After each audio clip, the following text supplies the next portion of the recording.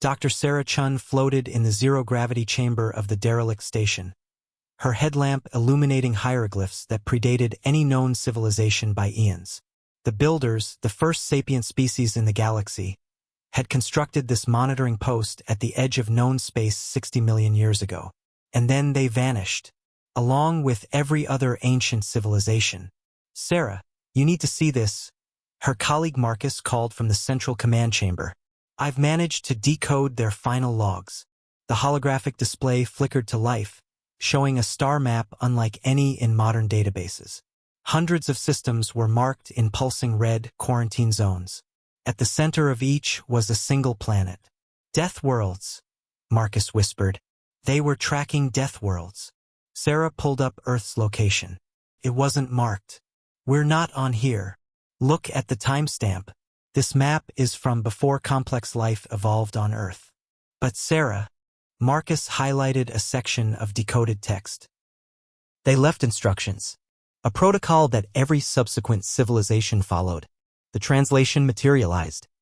For those who come after, heed this warning. Hide. Disappear into the void between stars. Make no signals, leave no traces.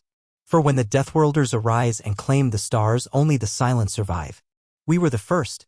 We seeded life across 10,000 worlds, built ring worlds and Dyson spheres. Our technology could reshape reality itself. We thought ourselves gods. Then we found them. The first Deathworlders. A species from a Class 15 hellcape, a world of methane storms and silicon-based predators. They had achieved spaceflight not through cooperation or enlightenment, but through conquest of their entire planetary ecosystem. They didn't just adapt to their world. They dominated it. Completely. First contact lasted 17 minutes. They dissected our ambassador while she was still conscious. Not from cruelty, from curiosity. They wanted to understand how we worked, how we were built, how to improve upon our design. Within a century, they had reverse-engineered our technology and surpassed it. Within 2, they controlled a third of the galaxy. They didn't want resources or territory. They wanted challenge, competition. War was their art form. We tried to stop them.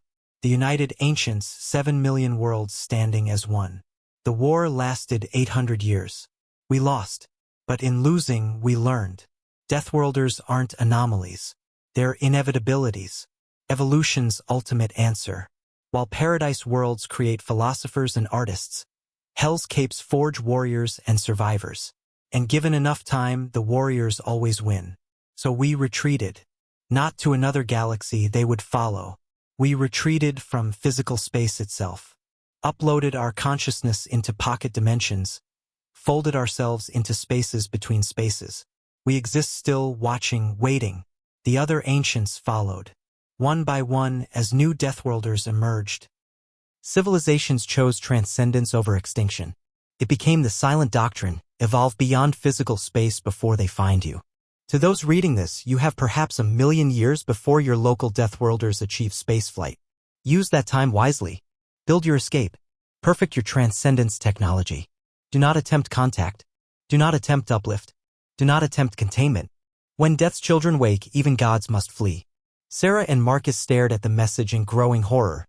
"Sarah," Marcus said slowly, "how long ago did humans achieve spaceflight?" 60 years, she whispered.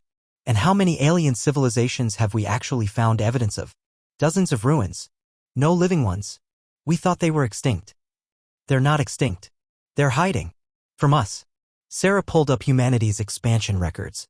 40 colonies in 60 years. 3 wars that ended in total victory. Technology advancing at rates that defied every projected model. "The Fermi paradox," she breathed. "Where is everyone? They're hiding. The universe isn't empty. It's terrified." An alert chimed. The station's ancient sensors had detected an approaching ship. The IDS Perseverance, humanity's newest exploration vessel, coming to collect them. Sarah looked at the final entry in the builder's log. "If you are reading this and you are not afraid, then you are one of them. In that case, congratulations. The galaxy is yours. We won't be needing it anymore." As the human ship docked, Sarah couldn't shake a terrible thought. They weren't explorers discovering an empty universe. They were apex predators walking into a galaxy full of hiding prey. and now humanity knew exactly where to look.